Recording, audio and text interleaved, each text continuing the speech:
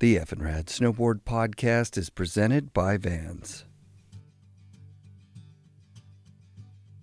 Season 8 of FNRad is sponsored by Wired Snowboards, Anon Optics, the Boardroom Snowboard Shop, findAnEpicAgent.com, and Tribute Board Shop in Nelson, BC. Anon Optics are the best goggles money can buy, so you should go to your local Anon dealer and get yourself a pair today. Anon goggles fit your face, don't fog up, and have an amazing variety of lens tints for the different conditions you'll encounter out there in the mountains.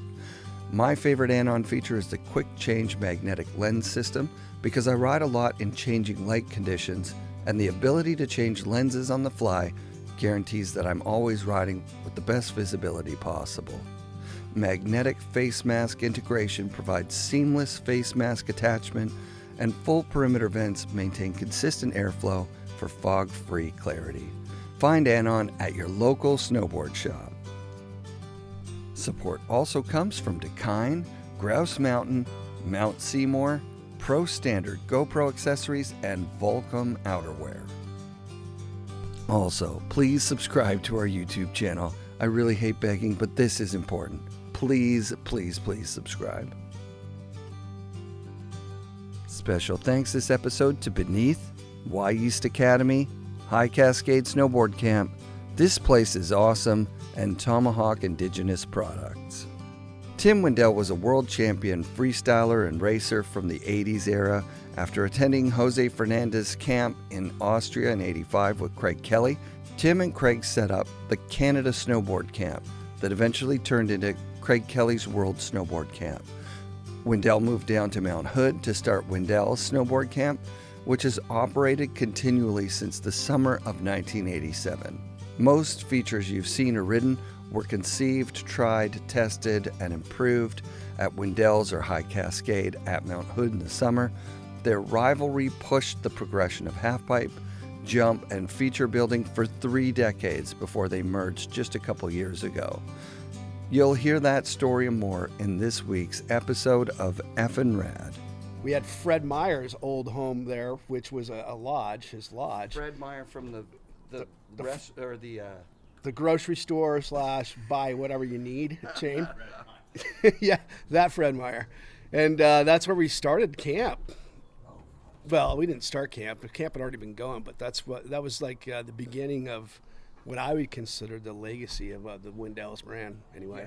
Because that lodge was tucked away. It was unique. You could focus on everybody. There was no real outside distractions other than what we created. And you had the checker pig bikes there, so, and a trampoline, small ramp, maybe no ramp when I was there. Yeah, when it was $3.99. No, we had a ramp. We had like probably a 6 foot or something.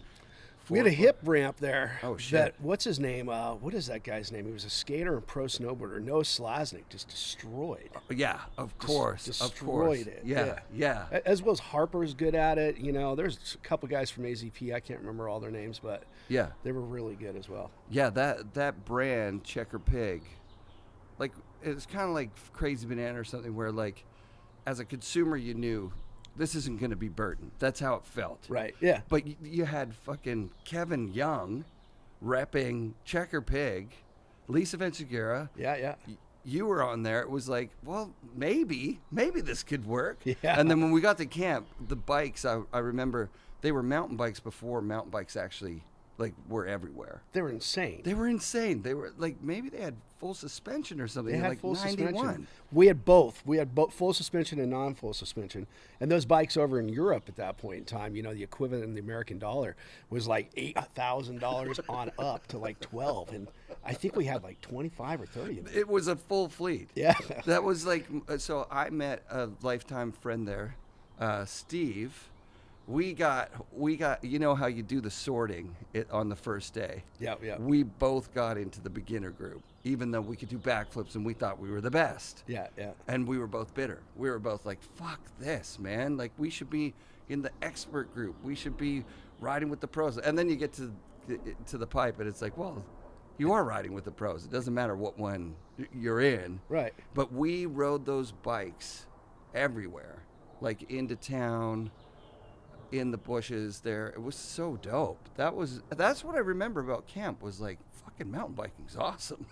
Yeah, it's fun, super fun. And the glacier was just, well, everything about Mount Hood. The approach to the mountain, bunch of kids in a bus. Pappas picked us up at the airport in a van with a mattress in the back. That's what kind of days it was. Oh, that's funny. I wonder if that was my van. It was, I believe people were like, that was Tim's van. Yeah, I'm pretty sure that was my van. Why the mattress? Because I sleep in the van. Unbelievable. I mean, that's why I travel in the wintertime and, I had stipends to stay at places, but I like sleeping. I'm fine sleeping outside. Content. Yeah. Oh, that's sick. And I like getting away from things so that I could focus, I got you. That's a big thing with me. So let's go back to the beginning. Like, what's I can't even imagine, when and where you see your first snowboard. Probably in Boulder. No, I saw my first snowboard up here on Mount Hood. And there was this guy that I didn't know. And I think it was, what year was that? It was probably, I think it was 80. And I was going to school in Newport, Oregon. Okay. And so I hopped on a church trip. I'm not religious, just to let you know.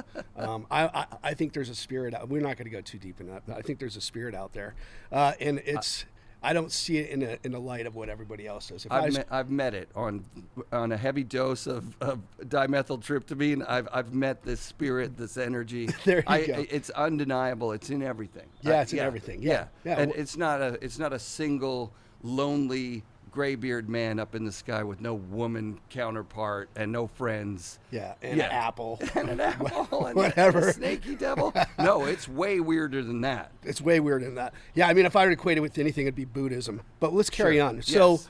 I hopped on a church trip up here because I paid $5 for a bus ride from Newport, Oregon up to Mount Hood. Sick. And then they put you up in a discounted hotel lodge, which was amazing. Like the Boy Scout lodge. I think it was $1.95 a night for us to stay, which was really cheap. And so I did that. And so I watched this guy go down the slopes, and I was just like, holy cow. And he was slashing the sides of the runs. And I was in 1980. Yeah, 1980, 81. Yeah. And I was just like, yes. Cool. This is what I want. So I chased that guy down on my skis, and it was, lo and behold, it was Rob Morrow. Of course. Okay. Yes. And so I went and asked him, say, can I trace this out on cardboard? And I traced it out on cardboard. Wow. His board and a bunch of, probably Budweiser cardboard boxes and took it down to my shop. I was doing a lot of wood shop and because I grew up in Boulder, rad. Our education system in Boulder, Colorado was a lot more advanced than Newport, Oregon. So I pretty much did all my prerequisites.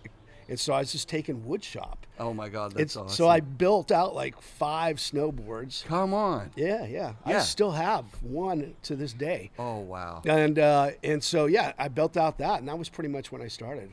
What board was it that you traced? I don't even know. I think it was like just a blank board. Like so he had probably traced something. He had like rubber bindings on them, Wow. So you put your thing in the rubber, as I recall, and it had Skags on it. And oh wow. It wasn't a Burton. I don't know if it was a Sims. I doubt it was a Sims. I don't think it had any brand name. And because Rob is here on the West Coast, it was either a Barfoot or a Sims, more than likely. More than likely. Yeah. Or a tracing of it, because lots of guys rode traced boards. Lots. Like Regis Rowland bought Dimitri's board from him when Dimitri came and visited, broke it, and then traced it, and several traced boards. Just make it up. Well, at the time there were what, like 9-ply. So you get a press, you get it's like a skateboard. Yeah, you just make it like a skateboard, and it probably worked just as well as a production board, anyways. Back then. How long did you ride the boards that you made for? So I rode those boards probably on and off for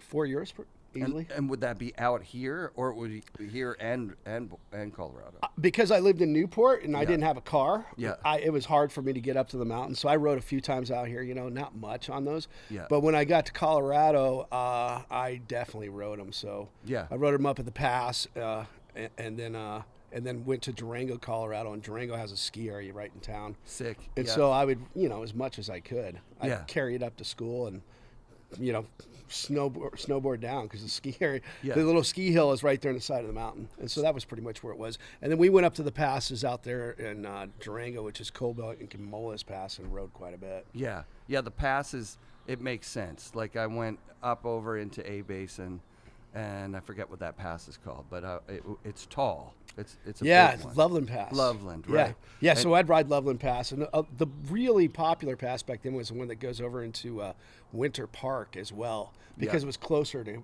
Boulder and closer to Golden and all those places. I can't remember the name of that pass. And people would come up, like Jake would come up. Yeah. Right? Oh yeah. Jake and Tom. Tom would come up. Yep. Yeah, 'cause you'd see, Tom's sidekicks, Weaver. You had, I don't know if Chuck ever came out, but I'm sure he did. Yeah, probably, right? Yeah. Yeah, he said that they would make a board, they'd be so excited, they'd just figure out where's it snowed in the last few days, and then just like drive 17 hours and then just take some turns. Oh, that board's so awesome. Back in the car, back home. Yeah. Like that's nuts. Those passes are like the perfect place for They are snowboarding to, like, for progression to happen outside of resorts, right? Oh, for sure. Yeah. Yeah. And most resorts back then didn't allow you to ride anyway. So. Right. And actually, Loveland Pass had lifts at some point, right? Well, there's Loveland Ski Area at the bottom of it. Yeah, And so yeah. they do have lifts there. They still have them. Yeah, they still have them. Yeah. I was just blown away by Colorado. It's so different from Utah or California or BC, where I'm from. The mountains are gorgeous. Yeah. It's a whole different vibe of mountain people. Yeah, it is quite a bit different than Canada and California and Utah. Right? I totally agree. And even Oregon, right? Oh, yeah. Yeah. Yeah. Oregon's the most like Canada to me. It's chill. It's so mellow. chill. Yeah. People Yeah. are very, call your drop in and I've never seen any animosity at Hood. It's just like a big festival of snowboarding all the time. Yeah. People sleeping in their cars in the parking lot. And, Wow, they're sleeping in tents in the woods yeah, for the whole summer. Unfreaking believable. So when do you get on Sims? Sims would be the first hookup, I'd imagine, right? Yeah, Sim Snowboards was my first hookup, and there was a contest up at Wolf Creek Pass. Sweet. And I want to say that was 86-ish, maybe Okay. 87. Yeah. And so, this guy, Jeff Gorell, who invented the high back, said, "Hey, Tim, you should try this board out." And I tried the board out, took a run on it. He's like, "You should enter this contest." And I'm like, "I got no money." Yeah. I would love to, but I got no money. My friends are like, "Hey, we'll pitch in and we'll take it. And if you win anything, just give it to us." And so I entered the contest and won it. No way. And so that was in the parking lot. Tom gave me a contract and said, "Hey, this contract doesn't state this, but you sign this contract, you're going to go to Europe for a month and a half and go compete." Holy shit. Yeah. And travel all over. I'm like, where am I going to travel? He's like, "Oh, you're going to go to, Germany, Austria, Switzerland, Italy, France." And I'm like, "Oh yeah, I'm How in." old are you at this point? I was in college, so I was probably 21, 22. Like, what an opportunity. Yeah. Oh, it was insane. And Tom, by all accounts, like if you were on his good side, if you were part of his team, he took care of you. Like he was into it. He took care of me. His highlight was Craig, of course. Yes. And then when Craig and those guys had their split, then it was Palmer. Yep. And rightfully so. Those guys have, Craig's incredible in Yeah. all facets of life. Absolutely. And Palmer just has a source of energy and badassness that not many people have. There's only one Palmer. There's only one There's Palmer. only one Palmer. And it's incredible what that guy could create and can do, with all odds against him. Yeah, absolutely. Yeah. Often self-inflicted odds against him. Totally. But yeah. I learned through the podcast that there was a point where Tom was kicking Jake's ass. Like before Craig switched over, Tom was kicking ass like so hard. Like those FE 1500s, or the FE series boards. Yeah.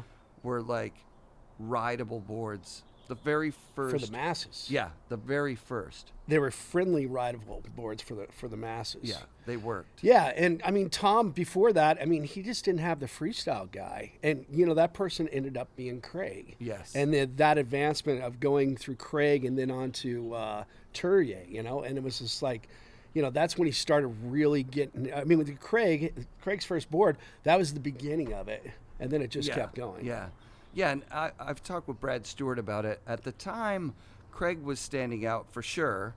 I mean, I guess if you knew him, you could see his work ethic was like way up here. But you guys went on that European trip together, and the fucking Sims team was so stacked. Yeah. Like to be the top tier pro on Sims at that time was to be the best in the world, for sure. Yeah, yeah. And Brad was saying, we got young Todd Richards. I can't even start naming the people that are on there at that time because it's half the industry. Right? It's the freestyle half of the industry. Yes. That's pretty much the way I would look at it. Yeah. I mean, and it was stacked. I mean, you had Craig,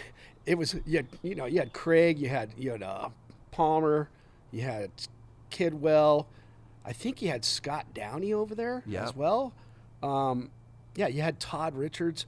You had what was the other guy's name that is sailing all over the world? Mike Jacoby. He was on there. That's right. Yeah, Jacoby. And then even in Europe, you had Jose Fernandez. I mean, you had these iconic people, and you're just like, wow. And Sims himself was so in love with snowboarding. I mean, he was a skater at heart, but he loved that this was kind of a second chance. This is my guess, for him to actually like make a bunch of cash and be the number one thing in a growing sport. He'd seen it happen in skateboarding, and he reached for the ring and just missed it. Got beat out by Dorfman or whoever. And yeah, I wonder if it was reaching out to the cash. I found Tom to be a passionate person that loved the sport and just wanted the betterment of the sport. I'm so happy to hear that. He wanted something better for everybody. Yeah, he liked the progression. That's why he had such a stacked team, is that he would go around. I've heard this story about 10 times. Tom gave me his board, right? Like he'd go somewhere and he'd see somebody ripping and he'd be like, try it on my board. Yeah. And then the person would be like, this is insane. And he'd be like, keep it. Yeah. And that's how people got their boards, and got on the Sims team, was that genuine passion. I'm sure Jake did it too. I'm sure he gave away boards. I know Craig did. Oh, Jake gave away boards, and he let his teams, some of his key team people do that. So yeah. Jake was a good dude too. Yes, yeah. Did you see that movie? Did you see the I have not watched it yet. Oh my God, you gotta watch it. You're gonna, I have to. It's heavy. We were talking about Jake the other day on a raft trip. I took my board of directors down, and we have a bunch of old people from the snowboard industry on the board of directors, and it was pretty interesting just talking about stuff there. That's right. But yeah, Tom did live in Malibu, California, but I never saw money being his deal. Okay, that's dope. That's good. Check this shit out. I just have to show you this because you've shot with Bud. We just left Bud Fawcett's house a couple of days ago. Yeah, and while he was there, he's like, I got this picture of Jake. I'm going to just zoom in on the picture here. Flying off a cornice. But I don't know if, he's like, I don't know if it's good enough. Because Bud, see, I was the same. Like the sideways thing, it looks like he had turned it sideways. But I've never seen Jake that high up in the air. I said, fuck, you've got to print that. You got to put that out there. That's, proof that Jake was freestyling at his prime. Like, dude, he's sending a cornice there. That's pretty... Yeah, it's respectable for that time, right? Oh, for sure for that time. Yeah. Definitely. Because he was more the business guy. If I'm going to claim somebody was more on the business side, between Jake and Tom, it's definitely Jake. Oh, I'm sure. I mean, Jake was brilliant in his way, and you could watch it as somebody was traveling all over the country and really the world, is like how Jake expanded, He expanded his business for the Midwest and the East Coast, and Tom was West Coast, in the Rocky Mountains. Right. Slowly. And the population on the Midwest back east is far greater. Oh, yeah. Yeah, I think is it Scott Clum that was kind of the lone East Coast guy riding the Sims, getting shots with Trevor Graves. Yeah. And then eventually they got to come out west, probably. I mean, yeah. They did. I mean, that's who I was with on the float trip talking about Jake the other day. Oh, come on. Oh, that's so sick. Yeah. Oh, of course, because he's a part of We Are Camp, Yep. right? Yep. Yeah, that's super sick. So Sims you win a lot of shit while you're on Sims. Like, you become one of the most recognized riders of that era. Yeah, I did really well. There was tons of events back then, Right. And when the sport's new, so they would run me over to Australia, South America, Wow. New Zealand, Japan, and Japan just kept bringing me back and back and back, and Europe and stuff like that. And so I think, I was looking at my resume that I was passing out in like 91, I think it was, and I won like 141, events, first places. And again, the vast majority of those, like the lion's share of those, were just one-offs. Like Sure. Australia pay Craig and I to go down to Australia and go compete in one of their events. They would pay us. They'd pay for our airline flight. They pay for our hotel, our food, our lift tickets, everything, and then hand one of us all the money. So it was like it was either Craig or me, and I'll have to say it was always me, because Of course. and so those are just like, that's a one-off, and that's a big trip because it's a flight. Yeah. Yeah. But who cares? I mean, That's it's amazing. so fun, and those people are so amazing. So you're tight with Craig all through the Sims days, for sure. Yeah, and even when he was on Burton, Yeah. for sure. Yeah. Yeah. I mean, it wasn't. I don't think we ever weren't tight. Cool. And I mean, how do you defining tight is Right. all relative to everybody in retrospect. Right. But yeah, I mean, we traveled a lot together. We were voted by the North American riders, meaning Canada and the United States, to represent them in developing out the World Cup series and ensuring Wow. that the rules and regulations that govern those series were there for the riders, Right. and that was like the biggest thing that, Kevin Kinnear was pushing, and Kevin Kinnear's buddy that ran the windsurfing competitions, like, it's about the riders. Don't give up the riders, don't give up the riders, what am I looking for? Input, like voice. Yeah, input. Yeah. They have to have full input on what's going on, and that's how surfing is, and yada, Right. yada, yada. It really, that was the big fault of the Olympics, was that it was the other side. It was like, who gives a shit about the riders? This is a money-making event. We're taking the most popular sport in the world, and we're putting it in front of everybody. And we can't just leave that to these riders.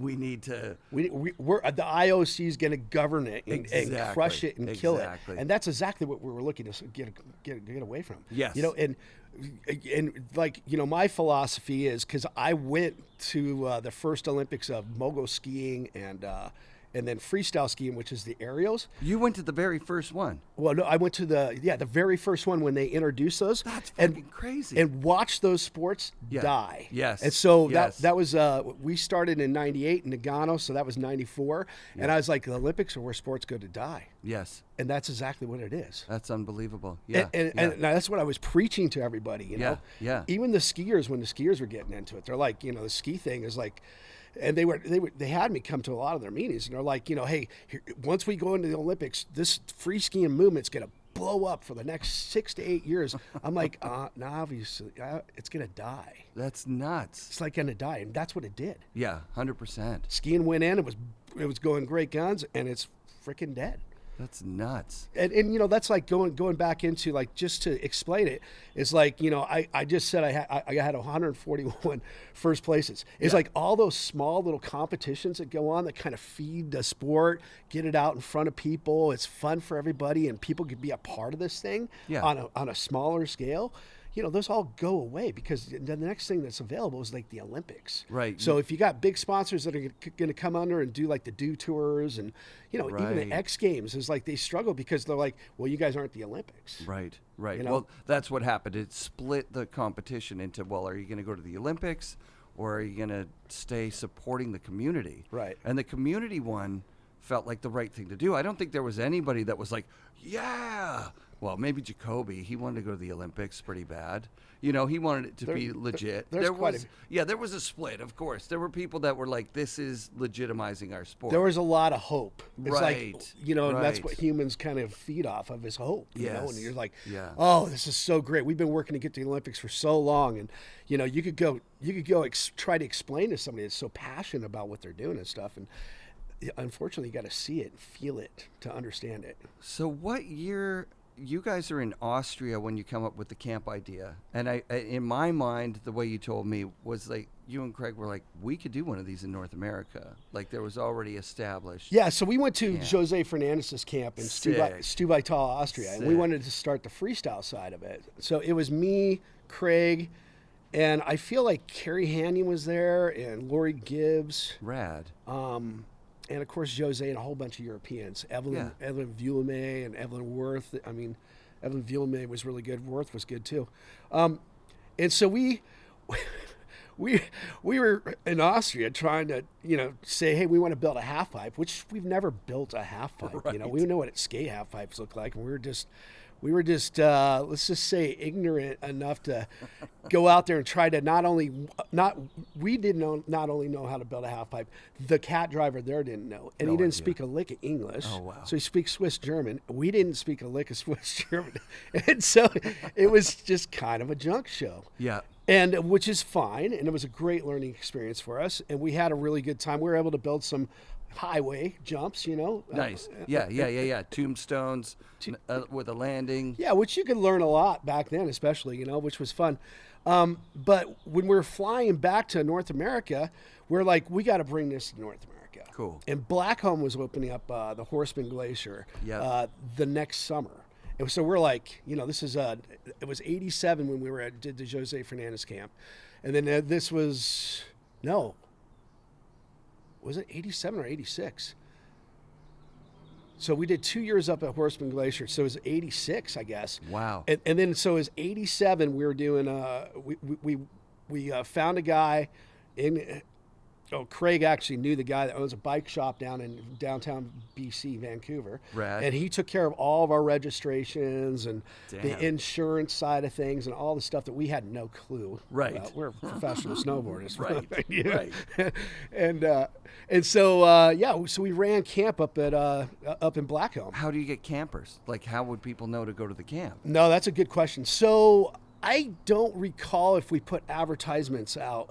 I feel like what it was is like networking. Craig and I were traveling, you know, all the time. Right. Is like pushing out information that way. Yeah. And those first camps were pretty small. Yeah. And the idea behind those camps were invite some of the top pros out there so that we could actually help elevate the sport, you know. Cool. And of course ourselves. Yeah. That was the thing that the functionality of the camp as a continuation of training for you and Craig, where it's like, we're going to win everything. Everybody's taking the summers off. They've gone windsurfing.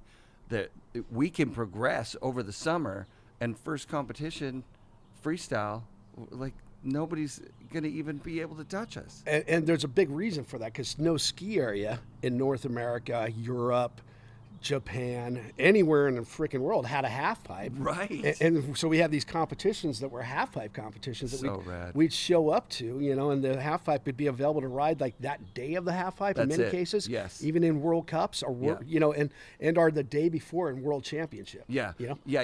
I talked to Tucker Franson, and he was like, oh, fuck, I won the half pipe contest. I didn't even go to the awards ceremony. I didn't even know until after people were coming out going like, dude, you won. He's like, it was the only day I got to ride the pipe. Right. So like I was there from as soon as it opened until they kicked me out.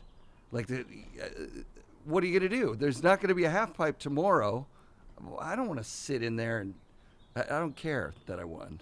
I care about riding this fucking half pipe. I care about riding, which is what we cared about. And so I saw, and Craig Kelly saw, is like we could start building out, we could have these camps.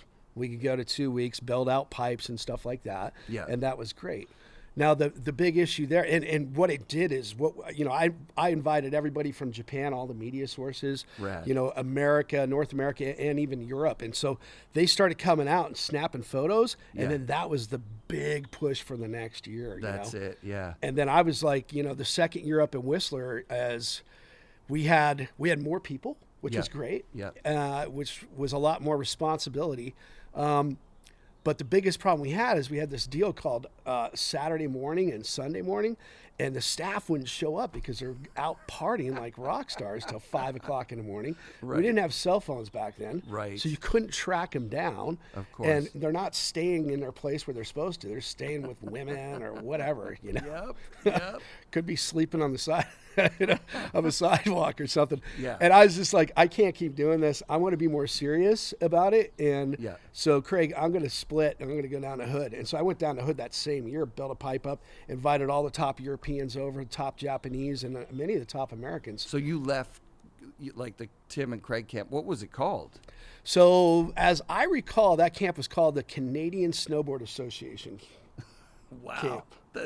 Two Americans running the Canadian Association. I'm pretty sure that's the way it was called for insurance purposes, in order to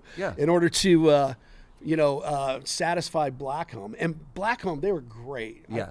They were super good to work with. That's right. And it was a challenging situation there. But, the big thing there is if you want to take up rails and boxes, you can run them on a cap. You had to pay a fee. Timberline, you didn't have to pay a fee. If you wanted to take a whole bunch of boxes and rails up there, you could loop them onto a helicopter and helicopter them up there. Right. And you not only have to helicopter them up there, you got to helicopter them off. Yeah. Up at Hood, it's all free. Yeah. And so I was like, I'm going to hire people within the skateboard realm, the snowboard/skateboard realm, which is the Arizona Posse. Yeah. AZP. Yeah. And get those guys up there, and we're going to start building out things, and we'll just become the incubator of what is possible, what can snowboarding do, and see what happens. So was your camp the first snowboard camp up there, or was Chris Carroll up there? Or? Chris Carroll was up there, and USSTC were USSTC were already up there. Yeah. And I mean, those were attracting kids from across America. At that point in time, Carroll had the biggest camp. Yeah. By far. Right. I mean, I don't remember how many campers he had, but I wouldn't be surprised if he had 110. Are you shitting me? No. At that time? Yeah, at that time. I wouldn't be surprised. Yeah. And it was really interesting to me is, I followed Chris Carroll's camp because I would go down there, and I admire Chris even to this day. Sick. And he, I admire him even though he whooped my ass in a fit that I was supposed to win, and he crushed me. And I was just no like, animosity there, I guess. no, he totally crushed me. Oh, and I deserved to be crushed, I guess, is what it was. It doesn't feel good, but sometimes it lights a fire in your ass. Yeah. Anyway, I would go down there and I'd just listen to the discontent in his staff. Okay, huge discontent. He had people like Andy Coggin in there, and a whole bunch of other people that were just, they're just down on the whole thing. And Chris would be MIA, and I was like, okay, he's going to go away. His camp's not going to last. He's either not into it. You could feel the dissent. Yeah. He's either not into it. Yeah. And or he's just done with it. Right. And he's burnt out. And I was like, he's probably done with it, so I'm going to go all in. And so that's what I did. I just went all in. Yep. And it was the best thing I ever did. What year is that around? Is that when that was I would have 88? gone Well, 88 I did. Yeah. I did one session. 89 I was all in. It was like, okay, here's my goal in 88. Is I'm going to go up. I'm going to I'm going to build a pipe. I'm going to invite all the top pros over in the world, and we're going to go and we're going to fucking advance this sport. Sick. And that was pretty much it. I think that Timberline advanced freestyle way more than Whistler Blackcomb. And I mean, I'm Canadian, so I should be all Blackcomb. But they let us do whatever they want. ROK, who's running that place, I would go in and just praise them, go, dude, this is going to be a legacy of this place. Right. Just let us do what we're doing, and if we fuck up, then let's talk about it and take care of it. Yeah. Immediately. Let's not throw it under the rug and let it percolate and boil. Right. So when something bad would happen, I'd go to ROK and just go, dude, we had a pretty big injury today. Yeah. And it's serious, and it was three Canadians knocking himself out on the same gap jump. Oh my God. He's like, "What do you think we shouldn't do gap jumps anymore?" I'm like, "Oh no, I think we could do them better." Yeah. we can definitely build them better. Yeah. So I just want to let you know. But honest to God, I mean, we built this like 70-foot gap jump. Oh wow. And Sean Johnson, boom, knocks himself out. Sheen Campus, boom, knocks himself out. No. And I forget the other one, Kearns, maybe it was? Yeah. I don't know if it was Kearns or not. Knocked himself out, and I was just like, holy shit. Yeah. You think after one guy would go off and knock himself out, you guys would pay attention. Oh, wow. But yet all three of you guys go? Yeah. And I'm watching it from afar, and I'm just like, oh, man. Yeah, at what point do you take a step away from competitions and have to, is it like camp becomes a full-time job and you step away, or is it like what happens there? It was funny because I remember Brad Dorfman tried to get me to take over. Brad Stewart was leaving Sims, and Dorfman was like, "Tim, I want you to take it over." Wow. And so he offered me he offered a really good deal. I mean, better deal than, it took me probably 25 years later to make as much money as he was offering me. Wow. From a salary standpoint of view. Absolutely. And I turned him down 3 times, and then I was, and thankfully, because then he folded, I would have moved out there and then would have been done. Yeah. Things were quite volatile in those days, right? 91, yeah. Yeah. Well, so that's your checker pig at that point. And when you came into the demo, we were really excited for a world champion guy to come there. And, at the time, there wasn't that big of a stretch between the guy who's the enthusiast that rides every day and the world champions, because it's not like you're doing quad corks or something. You're doing hand plants, which a lot of people can't do because that takes a lot of skill. And they're stylish as fuck. They're fun. Yeah. Well, I've never done one. I've done a couple cheaty ones, but Right. Yeah.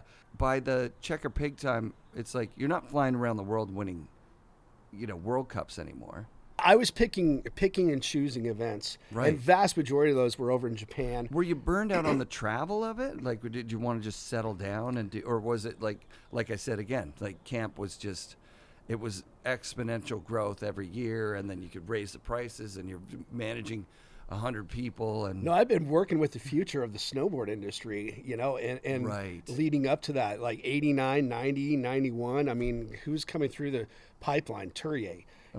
The guy, he would blow us all away in warm-up runs, and then he would fucking choke in the event.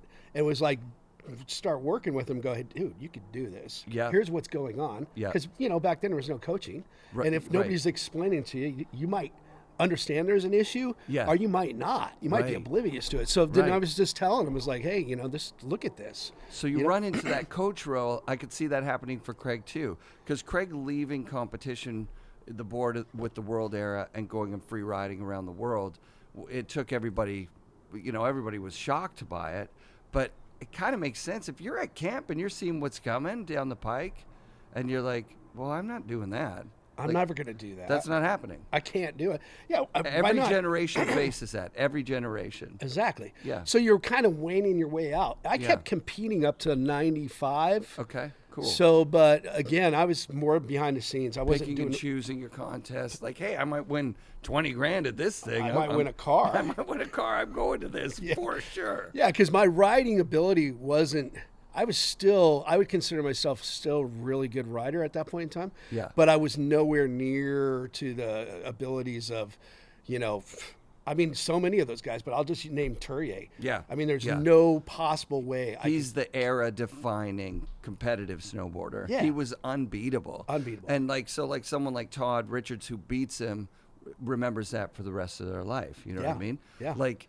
And Richards too. I mean, that guy was coming up. He was already there. They're still doing McTwists. Him and Terry are going to see who can McTwist the latest in life, right? Like, they're turning 50 in a couple of years. They're going to be doing McTwists at 50. Good on them. Yeah, it's epic. It's great for the sport. I know they could both do them. Yeah. I mean, those guys are insane. They're both insane. They're both insane. And they're both great people, in my opinion. Absolutely. Yeah, totally agree. I should say it on mic, because last season I kind of dug into the Terrier getting canceled idea, and I found out what the other side was about, right? It's kids. When you're a kid and you hear, when we were kids and we'd hear our grandparents talk about black people, we'd be like, whoa, you can't talk like that. Right. That fucking sucks to hear that.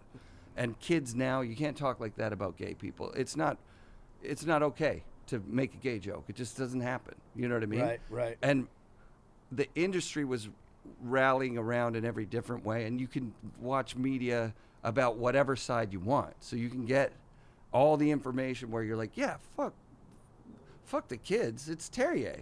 You don't want to fucking mess with the legacy of this guy. He's the most iconic. He's the only one to do what he did in that era, and nobody since has like repeated that. You know what I mean? Nobody ever will. I mean, going back to the Olympics where sports goes to die. Yes. He was the clear gold Yes. medal winner in that. Absolutely. Sorry, Yeah. Todd. right. I think Todd choked. No. Yeah, no, he didn't win. He got 10th place, I think. I don't even know, but maybe he podiumed on the first one in '98, like silver if he did. I was there. I don't Or remember. gold. Yeah, he didn't get gold for sure. No, John he didn't Simmons. get gold. But Yeah. regardless, is like, Terrier hands down.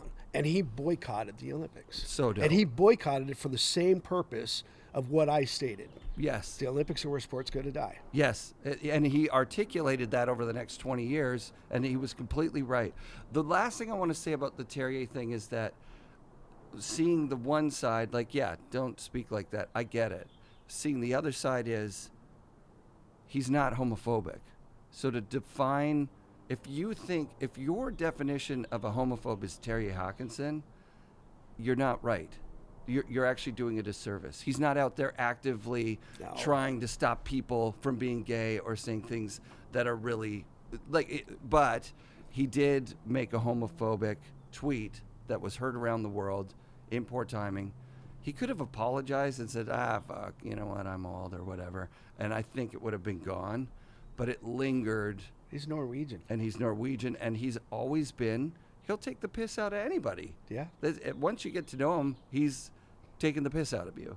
That's the, and it's in fun, but it's also like, Terrier, there's like a power imbalance here. You're like the best fucking snowboarder that's ever lived, and I'm a podcaster that's a huge fan. So like, I'm not going to rib you back. You know what I mean? Yeah, there's no reason to. Yeah. Yeah, I know I admire the Norwegians, It's funny, I have a lot of Swede friends, and they're like, they'll equate things like to the Norwegians, like, oh, it's like a 78-year-old Norwegian, woman, grandma, Sure. because they just go, and, Yes. and they have a heart of gold in the sense of pushing forward. Rad. We just met some Swedes on Hill.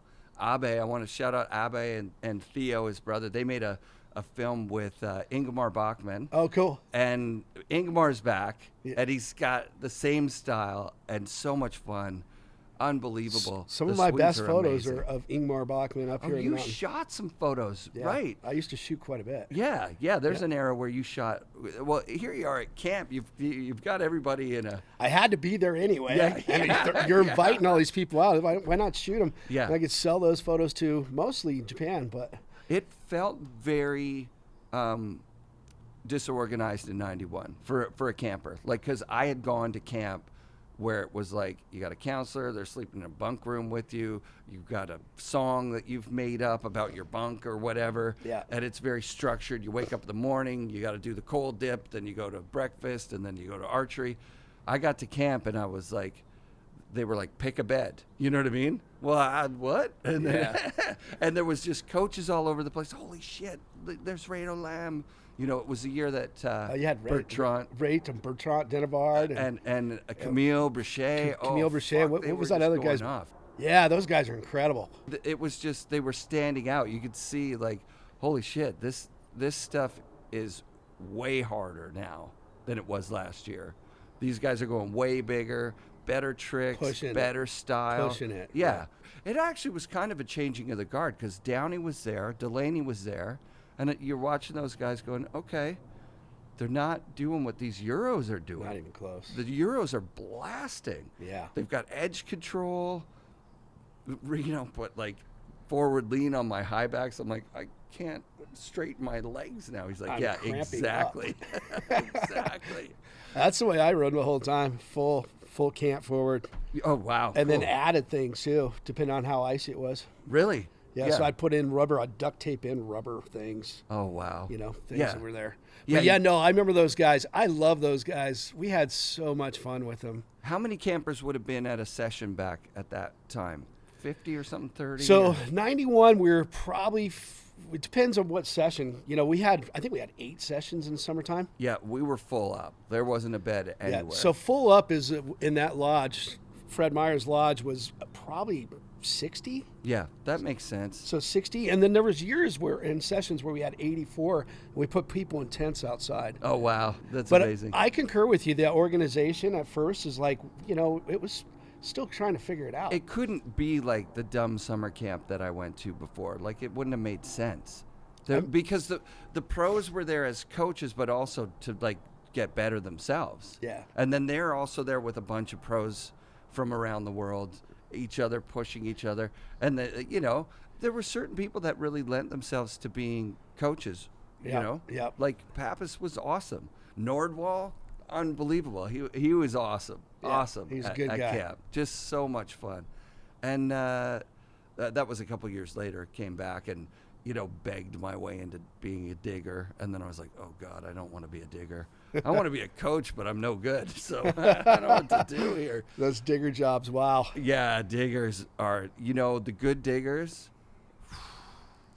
I used to be one. Yeah, that is. I used to go up and cut the vert into the wall and then Yeah. do the tranny while everybody else is messing things up and do both walls. Yeah. And be way ahead of everybody because Wow. I had somewhere to go. I was motivated and things Yes. to do. You were motivated your whole career. There was some fire under your ass. Where did that come from? I think it's because I'm partially Norwegian. That makes sense. I grew up that way. So, at a young age, by the age of really 8, I started working. By the age of 12, I was working 25 hours a week. Yeah. By the age of 13, I was working 40 to 60 hours Jesus. a week. And saving money. I had more Were money. you a skater with these guys? Like, did you do the downhill slalom stuff when that was I didn't do happening? that with the Pappas bros No. and stuff like that. No. Right. No, I would have probably had I known about it. Yeah, because I know you were adjacent to Pappas's buddy. This could either go really good or really bad. Enholm, Shane. Enholm. Oh, Shane Enholm, yes. And I know that you got in some trouble with Shane early on, and I thought maybe that might have motivated you to just get your act together and fucking Yeah, and go out and do some good for humanity. yes, Pretty much, because that was a path that you could have taken that would have gone another direction, obviously, right? Oh, for sure. Yeah, Shane's a like punk kid at heart and just a wild man by all accounts. He's a wild man. Yeah. Thankfully, I wasn't around that guy for very long. Well, he's done well for himself. He's actually like a very respected tattoo artist. Is he He's really? a historian on tattoo guns and stuff. He's been in punk bands that, are successful punk bands. And he did a stint in jail, and he got out and he cleaned up. And he's one of those motivational guys that's Pappas adjacent, where you look at the life and you go, they pulled it off somehow. They went all the way and pulled it off. Nice. Yeah. Well, that's good to hear. He's doing well. Yeah, sick. Yeah. So was that? I mean, you were a bit of a badass by all accounts. Those guys at that time. Yeah, I got sucked in that punk rock deal there for a little while. Yeah. In Boulder, and then I just left. That's what I did. Yeah. I basically moved out of Boulder and moved to Newport, Oregon. Yeah, school age, like go to college, get the fuck out of your hometown. No, it was in high school. That was even high school. Yeah, and Wow. I came out here and lived by myself, and then I got my brother came out and lived with me for a while. Yeah. And then my mom and dad came out and lived. Holy shit. So yeah, I was just like exit Boulder. Yeah. Just go do something different. Yeah, and that put you on this path. Yeah. Were you skating before you snowboarded? It sounds like no. Yeah, I was skating before I snowboarded. Kryptonics was right up the way. Yes. So we used to dig in their garbage cans and grab their wheels and sell wheels, Yeah. And right pretty close to them, Hanson ski boots was there too. So we used to grab their ski boots, make ski boots, and sell that stuff. Oh wow. Yeah, so do the same with the two. But most of my skating back then, and in Boulder, I like vert ramps. Got it. Okay, and I'm Yeah. really into vert ramps. Yep. And then I like hauling ass going downhill and stuff like that. Sure. So there wasn't a whole lot of opportunity, and I was more into rock climbing and back then, I guess you'd call it mountain biking. Right. I really enjoy, and still to this day, mountain biking. So sick. Yeah. Yeah. I'm picking up friends in a little bit. We're coming up here to go mountain bike for 3 days. Unfriggin' believable. Yeah. Yeah. And you, okay, so the Windell camp is legendary. You know, people go back and forth, High Cascade, Windell's, like there was a friendly rivalry there. I remember on picture day, we'd throw snowballs at each other. Yeah. And you'd you literally had a camp that I'm in this camp. How does the merger happen? Where does that, how does We Are Camp become this huge thing? Yeah, so I had a daughter, and she's 8 years old right now. And so my deal is, and I've been trying to work with High Cascade to merge since probably 2004. Really? Yeah.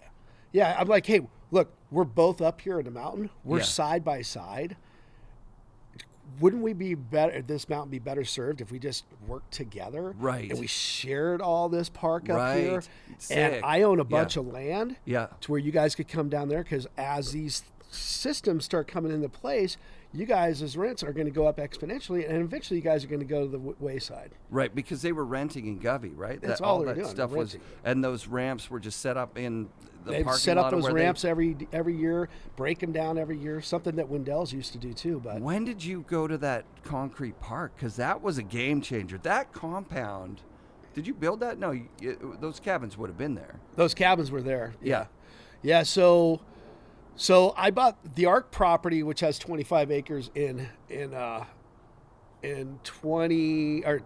1995. Holy shit! And I bought it, in 1995, I used to rent places out for the Okay. staff of camp, Right. campers, and just for camp Yeah. all together. And it was like $480,000. I bought that Arc property for $280,000. Oh wow! So it was just like, okay, this is a wash. Yeah. And Yeah. then it was like, the next 2 years later, the place where We Are Camp is located, where Windell started, or continued to build out, that place went in bankruptcy court. So I just went down immediately and bought it. Sick.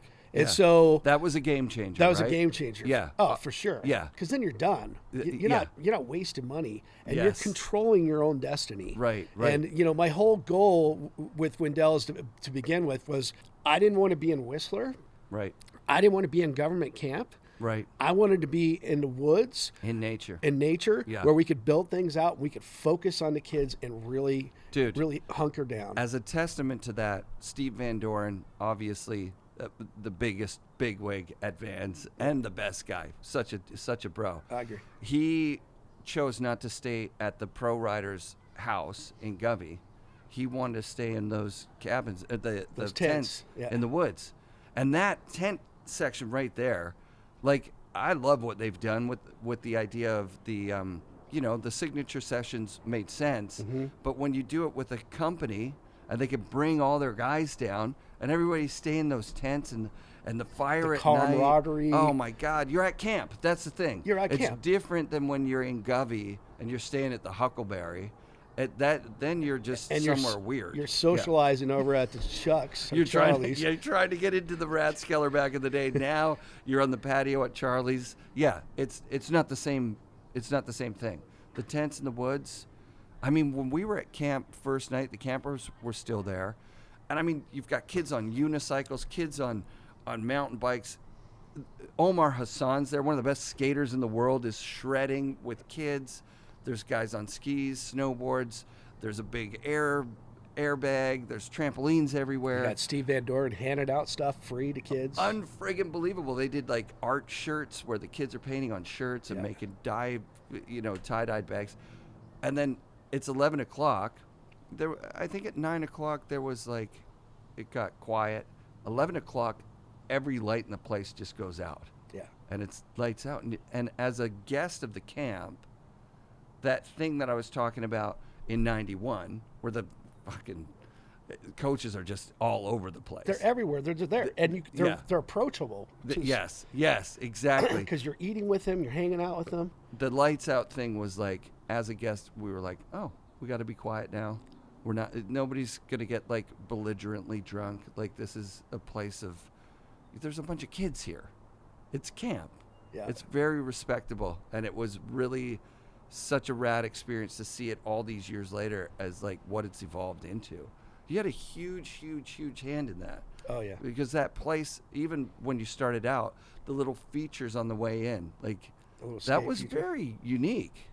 That wasn't. You're not going to get that anywhere else. That's the idea. Concrete the features, big idea is you have lots of features out front. Yep. And then you have all your exceptional skate stuff in the back. Yeah. And so for the people that want to skate and learn to skate, it's going to be a challenge for them unless you set up skate sections for them in the really exceptional stuff. And you do that. Yeah. But you give them the area to work outside. So rad. And that's what worked. I mean, my daughter's 8. She learned to skate during her camp session this year, and she skates the whole park now. Oh, that's and amazing. by the fourth day of camp, she was out skating the exceptional stuff with everybody else. That's amazing. Which is fantastic. That's the progression you want to have happen at camp. It definitely happened for me. Like, I learned how to turn. I couldn't turn. That's why I was put in the beginner group. Right. I came from a place where you went straight at a jump. That's what I told Pappas to do.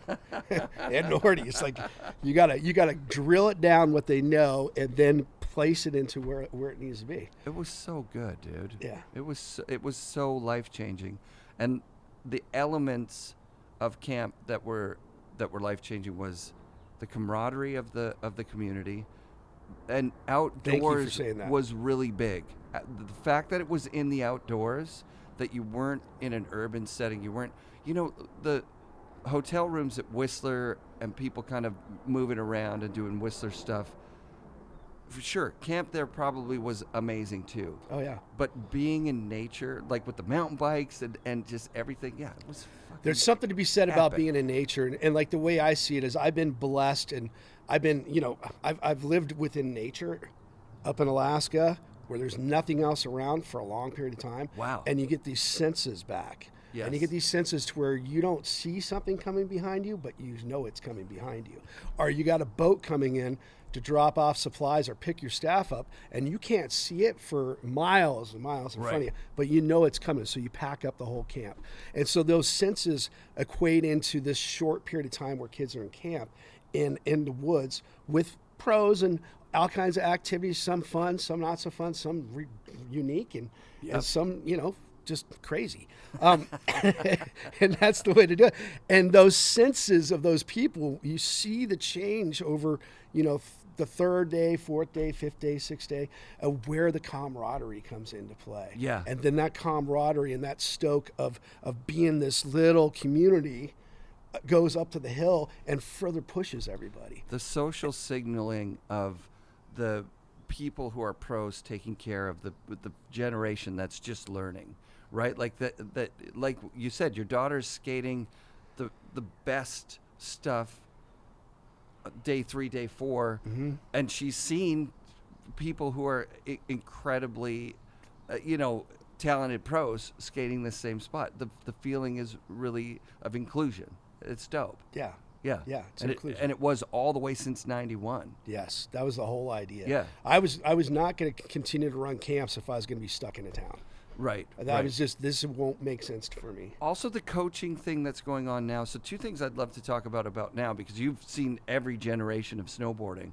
The coaching thing, like parents that are like, oh shit, this coach approached us, saw you snowboarding at the local resort and said that we should put you in a program where we pay to develop your skills. That wasn't what camp felt like at the time. It felt like it was like French immersion or something, going somewhere and speaking the language. You can go and ride with the pros and see what they're doing, and then it's catered to your desire. If you want to be a competitive pro, you can, get connected with a coach and they'll go through it with you day after day. Whereas we came out going like, we're already good and we just want to ride this epic stuff. And we did that successfully. Yeah. And it was fun. That still happens to this day. Yeah. I mean, I coached a little bit earlier this summer. It's still, wow. it's still the same thing. It's still the same thing. Yeah. And that leads me to the second thing, is that kids are on phones. How did phones change camp? Was it like a slow trickle? Did you ever have to be like, look, fucking no phones? Yeah, so we've gone through the testing side of things of no phones and phones. Yes. And there's really no right answer there. Where we've settled right now is if something happens, we immediately, a coach, a counselor, any kind of staff member, immediately lets the front office know, and the front office calls the parents. Because if they don't, the kids are going to call them. Yeah, so that would be a big deal. Yeah. And so those phone things become a hindrance with some kids. You know, some kids get tired. Yeah. And so when they get tired and their moms are like frying them on something, they're going to say something that's not true. Oh, and so then wow. you're dealing with something with a parent that's, 3,000 miles away. Right. And angry. What are you doing with my kid? and Kid's angry. off in the woods.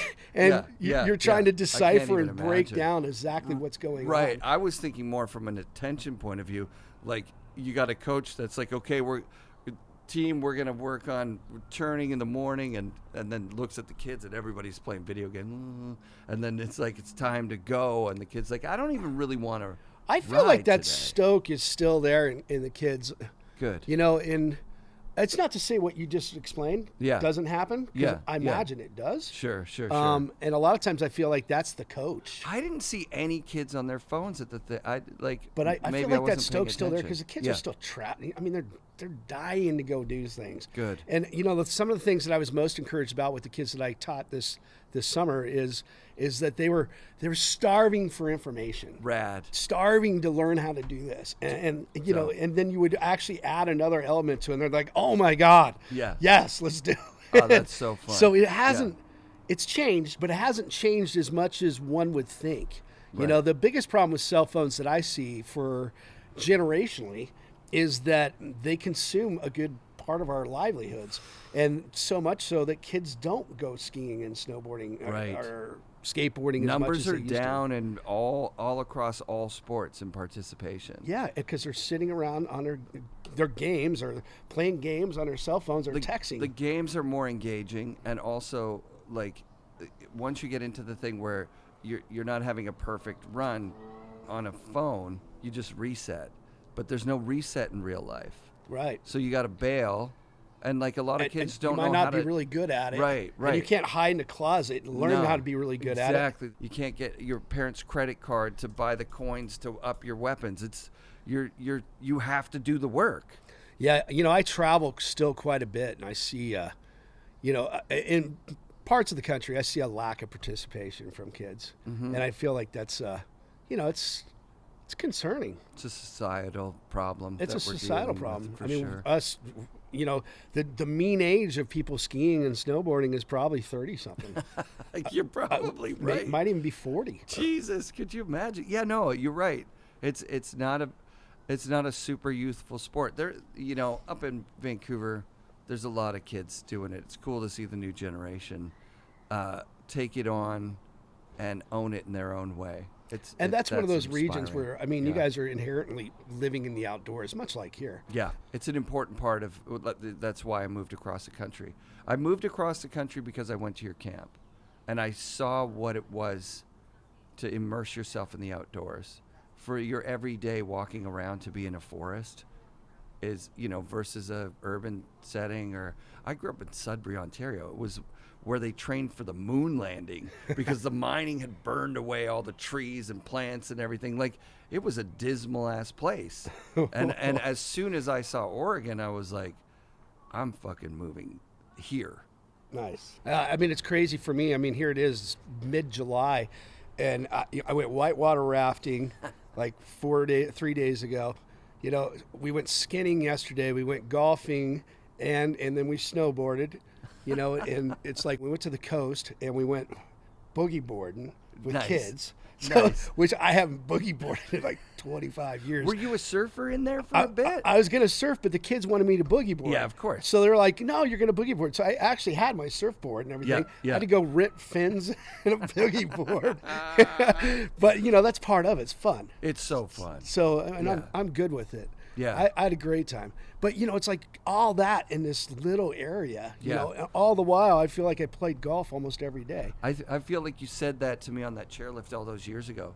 That would have been it's winter of 91 that you did that demo, and I went the summer of 91. Right? Because 91 is when you're on Checker Pig. That's 91, latter part of 91, so I guess it was summer. Yeah, because Dorfman shut down Sims. Yep. Well, he just went bankrupt, is what he did. Wow, so you were on the team right till the end. Yeah, so Tom was like, hey, Tim, I want you to stay on Sims. Yes. We're going to work this out. Yep. And I was like, Tom, I need money to travel. Yeah. What's your guarantee of me traveling, Right. And so he didn't really have a guarantee. And then it was all these other things coming in. And Checker Pig offered something that really was enlightening, especially because, I don't even know if I said that right, but the mountain bike side of things. I checked out their mountain bikes. I was like, wow, these guys are legit. And everything was being made in a BMW factory. And I was just like, okay, so we have some options here. And they had a really good builder there. And we were working on things. It was like, yeah, there's a possibility here. The boards rode well. The boards were fine. The name sucked shit. The name sucked. But on bikes, somehow it kind of worked too, right? Like bikes, it didn't seem like Checker Pig bikes. I was like, sure, whatever. But it was the same thing that happened to them. They went bankrupt. Yeah, what a bummer. And that was less than a year. But was that good money? So like, did you make good money while you were riding for them, or was it better just the bikes and camp and all that sort of thing? The bikes ended up being what they needed to pay, what they were supposed to pay me. And so that was pretty much it. So so they kind of paid you in bikes instead of being in actual cash in your pocket. Yeah, I got something out of it. Yeah. I had some cash in my pocket. And, I got to run around a little bit. But after that, I was just like, you know what? I started a glove business over in Japan. I was like, fuck this. What gloves did you do? Windell's gloves. Oh, yeah. You would sell them at camp and everybody had them. It meant that you went to camp. It was sick. Yeah, and so it was like, so the Windell glove thing, and that went great guns. So I was just like, I'll just self-finance myself. Yeah. I'm going to buy a Terrier board. Yeah. You did? You bought a Terrier? I love it so I bought much. it. That's great. And I competed on that thing. That's incredible. Yeah. Jacoby bought the board that he competed on the Olympics with from his local shop. Did he really? Yeah, he just looked and went, okay, these hot boards look really good compared to what I'm riding. They were good too. Yeah. They were. And so he bought one. Retail. Yeah. He competed on it and qualified for the Olympics on a board he bought. That's awesome. It's nuts to me. So you're saying the same thing. You're like, I've always wanted one of these Terrier boards. No, I'd ridden it. I was like, this is a great board. Yeah. Which era board was that? The sword? So it was the one that had the knife on it. Yep. Yeah, sword board. Yeah, sword board. Did you keep it?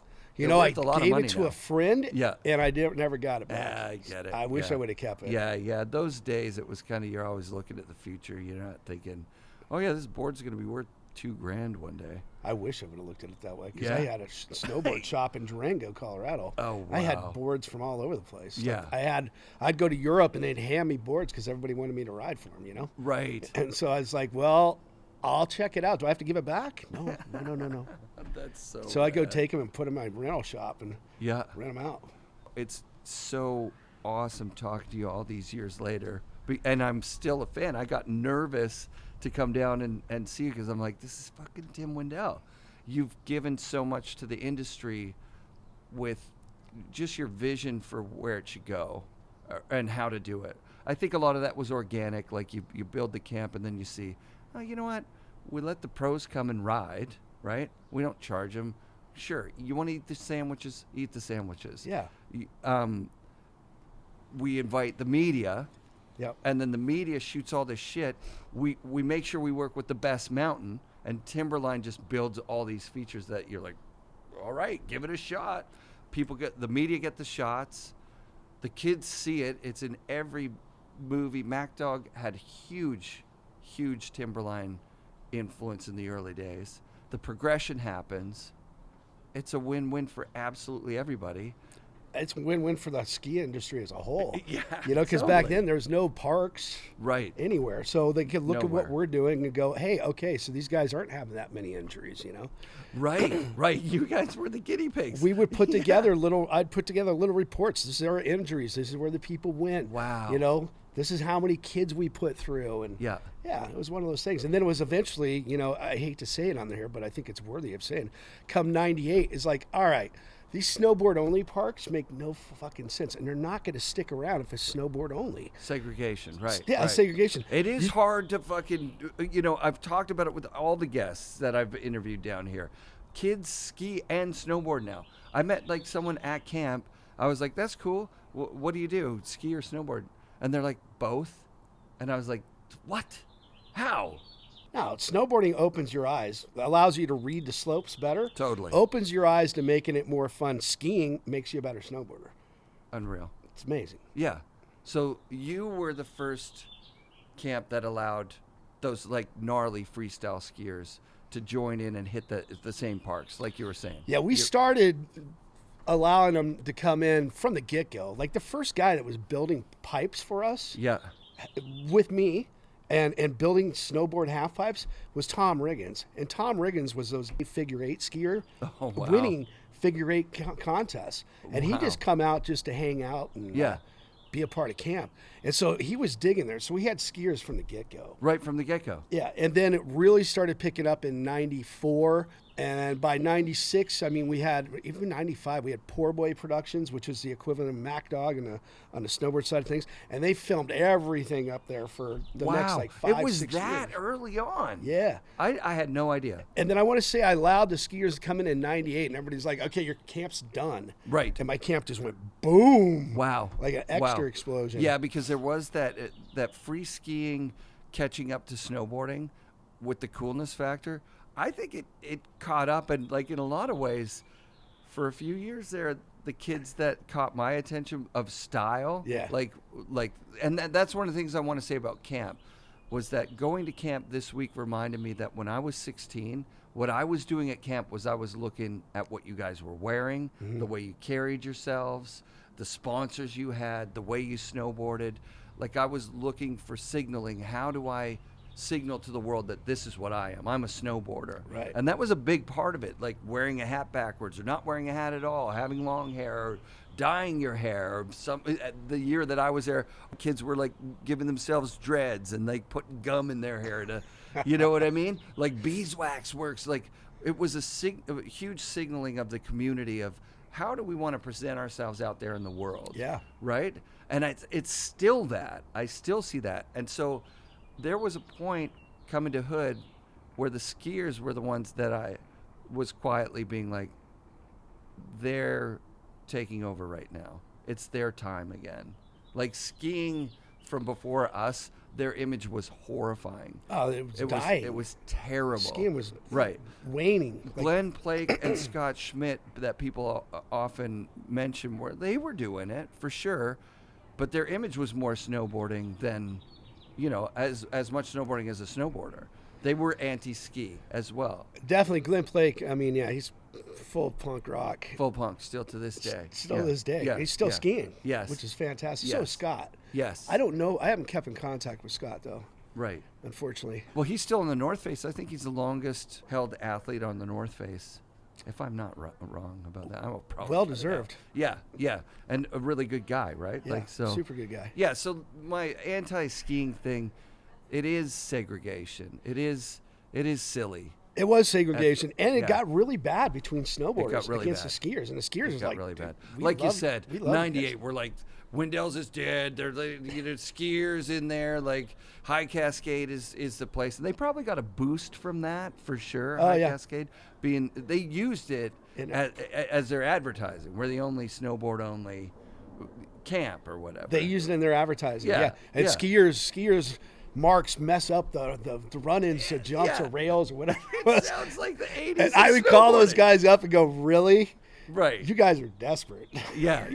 Yeah. So you were forward thinking on that. And I remember I called you and was asking you about like, whoa, you're you're gonna go to skiers. Oh no, I called you when it went ski only, because when everything happened, I was like, how do you feel about having your name on like a ski only thing? You're like, I skied, and you had no animosity towards skiing, so it was moot. You're like, dude, I don't. Well, when I used to compete in a World Cup, I'd go over to Europe, and you spend a month and a half over there, and on snow, virtually year round. Yeah. Is that I would go skiing. Wow. Everybody go freaking train. Oh, I'm going to go train. Right. I'm going to go learn a new trick. I'm like, Right. I'm going to go to France and ski. And have fun. Yeah. Yeah. Yeah, change it up, and that way, Yes. that's like a mindset change for me. It's not that I love snowboarding. I love snowboarding. And Yes. I mean, if you lived where I lived, which is amazing, like this winter was insane.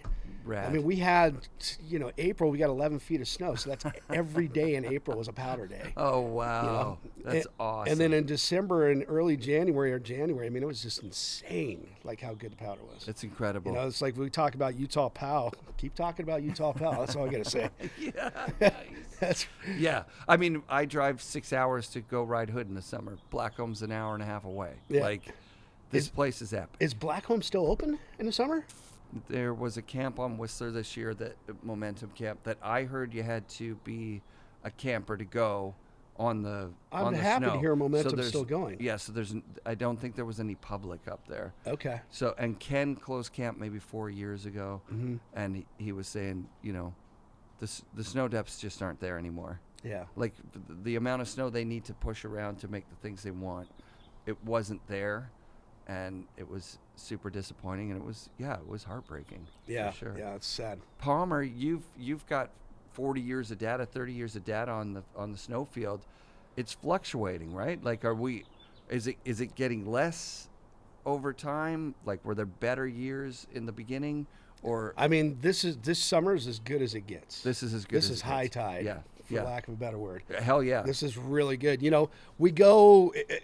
There's the ebb and flows and the patterns. The last time I feel like the snow was this good was 2010, Okay. and I have pictures of 2010 looking from the top of my park, which is at the bottom of the mile or Palmer Snowfield, and looking a mile and a half to 2 miles down a park the whole way. Yeah. And we built off jump after jump after jump love after that. rail, and it was insane. And that's one run. Yeah. Park in the summertime. Yeah. In July. In July. This time of year. Yes. So same snow depth. Yeah. And 2009 was good, but 10 was unbelievable. Just so good. Yeah. Rad.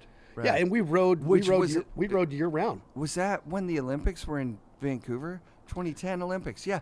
It was the worst year for us. Yeah, you oh guys. Oh my God. There was nothing. Yeah, you guys had no snow. A lot of storms though. So like if those, at the higher elevation, you're just getting hammered with That's snow. weird too, because I guess what your guys' jet stream is Baker up? Yeah, probably. Yeah. I mean, sometimes we get the same storms as Tahoe, and a lot of times we get the same storms as here, right? Like, we had the same year this year, like lots of snow, a lull, lots of snow, 7 weeks of sun. So, and then I wonder if it's 2009 was the last big year. I could be wrong. It could have been.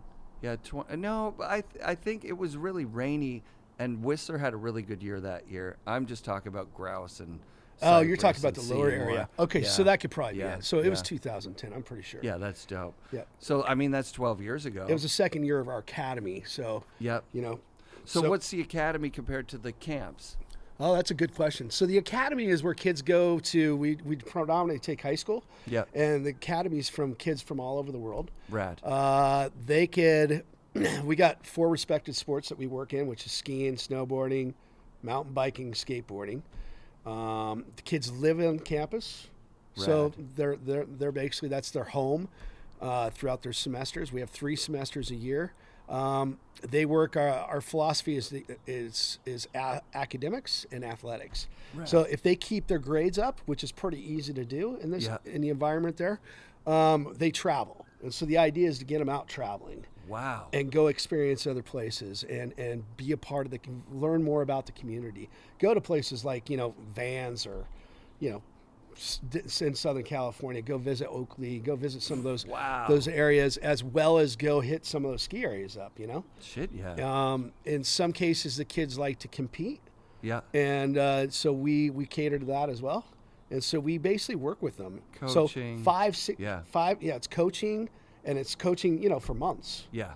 And Oh, it's not wow. just coaching on hill, it's coaching off hill. So we do all kinds of balance stuff. We have dry slopes. We have airbags to launch into. Yeah. We have super tramps. We have Olympic tramps. Yeah. We have the whole skateboard thing. And the community is such that it kind of meshes together. They all work together. Right. Is to really kind of get those people into doing just a little bit more than what they're accustomed to. And I heard that it's flipped. If you're snow sports, you're on hill in the morning when the snow's good, academics in the afternoon, and the mountain bike guys and the skaters probably can do their academics in the morning, and then they're out all afternoon doing their sport. So you can use the same space for the whole day, right, for teaching. That is brilliant. It's no, great. skateboarders, they travel all over the place. If you're a snowboarder, you want to hop on a skate trip, you could go travel with those guys. Are you serious? Yeah. Oh man, that's So you could bounce between any of the sports. That's incredible. And I think that's really a unique aspect. Hell yeah. So, Yeah, the academy to me seemed like, oh, this is the next level. Yeah. It's good. We have a 100% graduation rate, 100% acceptance rate in the colleges all over. Oh, wow. All over the world. That's sick. And some really, really high-powered colleges, Yeah. we got ABM, a guy that was an announcer in the last Olympics here in Beijing. He's going to, what's the prestigious college, most prestigious college in Canada? Either Western, there's UBC, and UFT, and McGill. Maybe McGill. McGill's the one. It's McGill. In Montreal. Yeah, in Montreal. Yeah, he's badass. Quebec. He's French Canadian. Oh yeah, you've seen a lot of French Canadians out here over the I've years. seen a ton of French Canadians. I love it. Oh, I love it. they are tenacious. They're a hoot. And they are uber talented.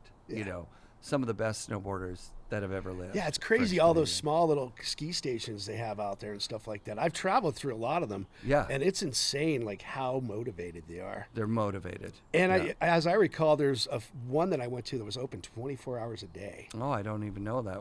I have to go there. I was like, 24 hours a day. I'm freezing and it's 12 o'clock in the afternoon. Does it get warmer at night? No, it does not. It stays cold for months. Yeah. Yeah, so like that boilerplate. I was talking to Fridge. He's one of the competitive kids. He wears a backpack when he's riding. He's got a gimmick. He's kind of Palmer-esque in that. Is he? He's smart about it. He knows he's got like something that unique about him. What's in the backpack? Nobody knows. He showed me. I can't tell anyone. It's epic. I love this kid, and he was saying that riding ice for him is the only thing he really wants to ride because it's the only thing that's truly consistent. Corn, snow, slush, it changes from run to run. But if you're riding rock hard ice, you know what to expect every time. That's why those Quebec riders fucking kill it. Yeah, life's a mindset, man. Yeah. Convince yourself. Yes. I had my daughter, we live in a rainforest. I'm like, it's raining again today. I love rain. And she's 8 now. Yeah. And if I see something, it's like, God, I wish it'd stop raining. She'd go, Dad, I love rain. That's perfect.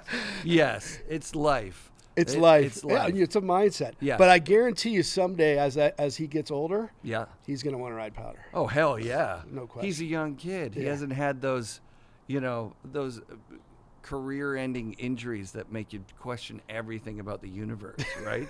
Holy shit. Or maybe he has. He hasn't I don't know much flopped about like him. a fish, maybe. I have no idea. Yeah. Was there an injury that pulled you away from it? Sounds like you trickled out of it from 91 through 95. You picked your contest. You kept your name out there. But you were building such a thing at camp that why bother? Like, why bother go after another cover shot or something?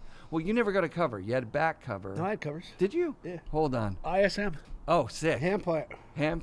Yeah, on ISM. Up Sick, in Whistler, sick. actually. Nice. From Whistler. Who shot it? I want to say Fran Richards did. All right. Yeah. On Yeah. a trip. Yeah. That's sick. Yeah. Yeah. Yeah. That's amazing.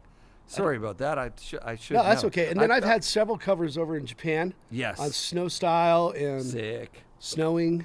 Yes. I feel like I've been on a cover in Italy, which that magazine didn't stick around very long. Yeah. So I've had a few covers. Oh, that's sick. Hey, that's sick. I've been in a double spread in Penthouse magazine. Come on. I've had double spreads in Thrasher several times. Awesome. So Awesome. I mean, that's Thrasher. Thrasher. Fantastic. Yes. Penthouse. Yeah. I don't know about that, but I'm gonna claim it. That's super sick. And too. then just being in all the magazines in Japan, Yes. which I think there was 16 or 18 of them. I mean, it's just You were during that very first wave of Japanese craziness about nonstop. snowboarding. Yeah. I mean, there's magazines out there where I probably had 140 plus photos. Oh wow. There was a contingent of Japanese coaches in '91 that were up there. Yeah, we had Sura. We had Yeah. a bunch of guys. Sura's actually coaching the Olympic skateboard team over in Oh Japan. wow, that's So so those rad. kids that won, he's Yeah. part of that. You got Shingo Shiatani, again, coaching those skateboarders that were in the Olympics. Epic. Won, Epic. which is crazy to Yeah. think of. Yes. And they're like in charge of that whole thing. I mean, Sura who was here. He's the big Japanese guy. I mean, it's crazy how good those guys are. And just like looking, it makes me proud to look back and go, wow, those guys used to work for me. That's incredible. Yeah. Yeah. You've had so many amazing dudes over the Insane. years. And then like you look at the Harper and Jewett thing. Oh, wow, All yeah. the skateboard parks they're building everywhere and how they're in charge of like building out, everything Yeah. for the X Harper Games. built that Great Wall of China Danny Wade jump Yeah. thing. Yeah. It's nuts. It's insane. Yeah. And like people like that have come through the coffers makes you really, really proud of what's going on. And it's not just within the respective sports; it's Right. outside. Well, I think one of the big things that you're touching on here is that you took a leap of faith on snowboarding. You knew it's a pretty sure bet, but business-wise, that's inspiring. The number of companies that have started because of people from around the world being at Timberline saying, we should build a better glove, how many board. companies have launched out of Yeah, that? It's yeah, remarkable. How many have launched just at Windell's? Yeah. Back in the day. How long did Windell's run independently? How long has it been going? Since '88 till now? It's 34 years? 34. Yeah. Shit, man. Yeah, it stood the test of time That's respectable. within the snowboard industry. I thought when Windell's got bought by We Are Camp that you were just out of it, that you had We didn't sold get the bought. name. I guess I didn't finish that whole conversation. Right. I merged. So my deal is I had an 8-year-old daughter. Yes. And, I'm very, very thankful for her. Unfortunately, her mom, I didn't realize had some underlying issues going on. And so I was like, I need to be around for my daughter. I see the first 6 years of a kid's life is like building the foundation 100%. for everything that kid's going to be 100%. in the future. And so I was like, okay, the camp and the academy takes all my time and taking care of all the properties.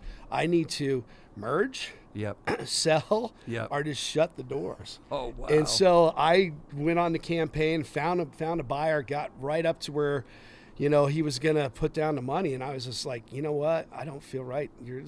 I don't think you're going to be able to run this camp for very long. Right. I think you're going to shut it down. And I was at the same time pushing High Cascade. And I knew that if I kept pushing hard enough on Kevin, that I could get him to merge with me. And so I did. It finally happened. Yeah. Because- and so we yeah. basically swallowed those guys up, and they came in, and the deal was like, I forget what he was. It's like, you're going to work 60 days, like in the transition side of things. I was like, no, I'm going to pay attention to my daughter. Right. That's what I'm going to do. Yeah. I'll be around with my Yeah. daughter as Yeah. much as needed. But Yeah, my hit me up for daughter's any number one, questions. and I'm peace out pretty much. Yeah. And that's how it's played out over the years? That's how it played out for the most part. And then we got into a financial situation. So we had the coming of two seemingly similar businesses Yeah. that were distinctly different. Yeah. So High Cascade was situated up in government camp Yep. since the beginning of time. Yep. And they're used to having a skateboard park Totally. and doing some games. They had some great games and stuff like that, but letting the kids do their own thing. Mm-hmm. The entertainment is all the ski girls and guys and people walking through town and the pros and Oh, right, that, right. this and that. It's kind of what you made it sound like in '91 at the Son Village at Yeah. Windell's. Yeah.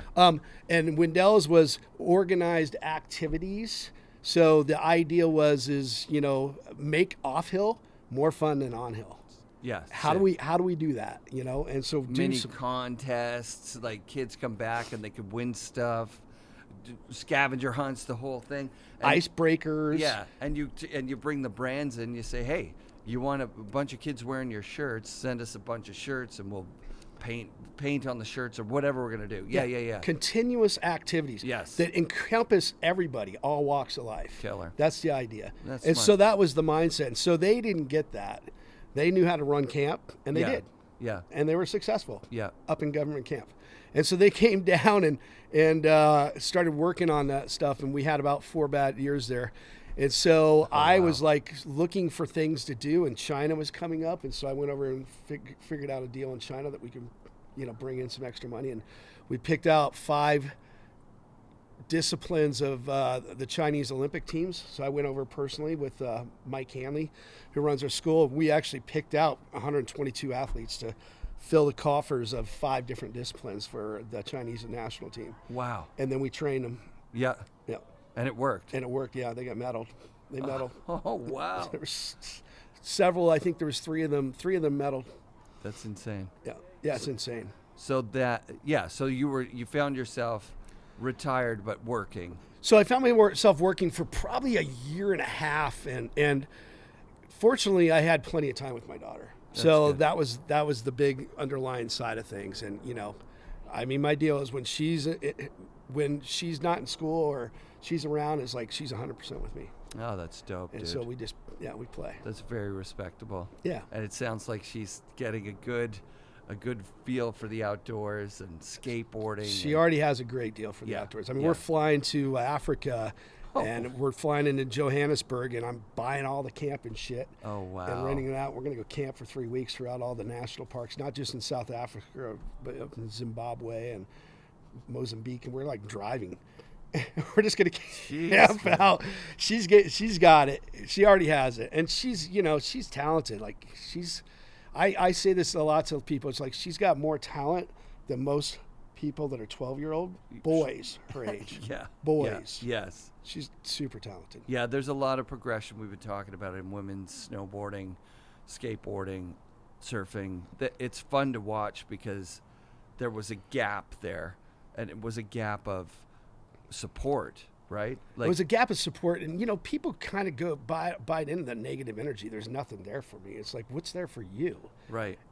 It's like what's the old thing? Is like, what can you do for you? Right. Don't worry about everybody. Don't expect a handout. Right. The entitlement side of things. But yeah, what can you do? I agree. There is a gap there, and I feel like there are women that are coming on. But, in a lot of ways, I still see that, and I don't mean any disrespect to this, but I see opportunity for my daughter. Yeah. And that's exactly what it is. Like when we were talking about the natural selection, not you and I, but people in the world going, well, the women's wasn't as good as the men's. Like, yeah, if I was a woman right now, I'd be so excited because I've got a shot. Yes. If I can do a backflip and a 360 in the backcountry and land it and ride, I could fucking go to natural selection and become one of the best known women snowboarders in the world. Mm-hmm. That's an attainable goal. Mm-hmm. It's the progression hasn't gotten to where you got to be able to start with an inverted cab 5 and stick it in powder and just go from there. Like for me, it's a positive. It's like, it's going to get there. That's the way progression works. But as of right now, for women's competitive snowboarding in the backcountry, it's hard. It's really, really hard to do. But I would be super motivated as a 10-year-old girl seeing, Robin Van Gyn ripping it out there, Zoe Zynot just killing it. I'd be like, that is what I want to do. No, it's funny you say that because since my daughter was 2 years old, is I work on her in speed. Yep. And mobility through the trees and everything else. Yeah. And she goes faster than any of my friends. There you go. Yeah. Like she keeps almost right up on me in my tail, and I'm fast already. That's the and foundation. We jump from a snowboard. We jump to skis. We do the same thing. Rad. Conditions are shitty. We're fucking hauling ass. I love and it, it's dude. just to set her up for that. She has no idea what I'm doing. Right. She just sees it as I'm having fun with with Dad. It's the paint the fence thing for Karate Kid. I'm not like, It's hey, we're yeah. training here to do this. It's Right. let's go have some fun on those skis or the snowboard. I think it's so fun. Tim, and when I say hauling ass, like hauling ass, legitimately. I have to thank you, man. We're at the end of my memory stick here. Okay. We've done an hour and a half. Oh, wow. That was quick. This is, it's full circle for me. You gave me a lot without thinking intentionally, like I'm going to give this kid something. From my love of the outdoors, where I live in my life, the podcast, all came from a chairlift ride, 31 years ago. Yeah. In a small town in the middle of nowhere, because you had that kind of passion for the sport. Thank you very much. Yeah, you're welcome. You're welcome. I just feel blessed with everything. It's like I love what I do. Yeah, amazing. Cool. Dude, thank you. Killer. Hey, can you snap a photo of this real quick? Oh yeah, we need the photo for sure. FNRad shout-outs this week to Tim and his daughter. They did go on that African safari, and it looked like they had a blast. Extra special thanks to Trevor Graves this episode. Thank all of you for listening right to the end, and be sure to come back next week for another episode of the FNRad Snowboard Podcast, presented by Vans and brought to you by SIA Productions.